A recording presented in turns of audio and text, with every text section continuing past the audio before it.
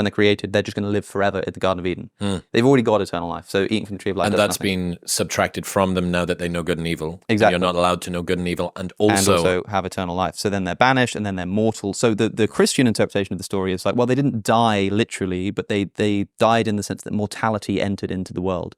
You know, they died a sort of spiritual death.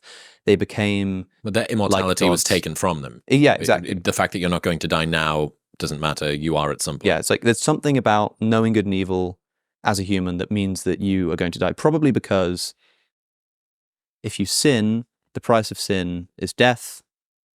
And if you don't know good and evil, then you can't sin because you can't knowingly do evil. But if you know good and evil, then because we're humans and we're naturally flawed, we're always going to sin, and therefore we need death. So death enters the world. But here's the thing, right? That's one interpretation. But it is a bit of a weird story. Like, who is this serpent? Why is the serpent even in the garden in the first place? You know, like what's the serpent doing there in this perfect Eden?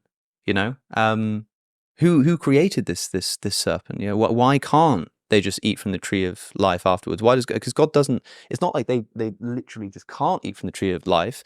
God banishes them from the garden and then guards the gates of Eden with a cherubim with a flaming sword. These stories are extraordinary, man. It's worth revisiting them. So this ancient gospel, testimony of truth, identifies the serpent. It tells you who it thinks the serpent is. It doesn't identify it with the devil. It identifies it with Jesus Christ. What does that mean? Like Jesus is the serpent. Because a great deal of the Gnostic tradition believes that the creator of the material world is an either evil or incompetent or lesser kind of God figure, the demiurge. So the material world is created by this evil or incompetent God.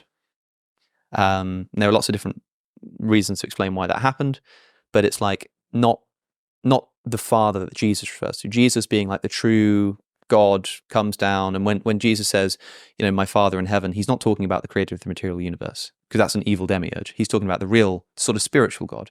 So the material stuff is bad and the spiritual stuff is good. There's so much to it, man. There's so much to it. But so the idea is that the God of the Garden of Eden, this Gnostic gospel, the testimony of truth, says like, what God is this? What God is this that sort of lies to Adam and Eve, says that they're going to die, is a jealous God, a self-admittedly jealous God, doesn't want them to become like him.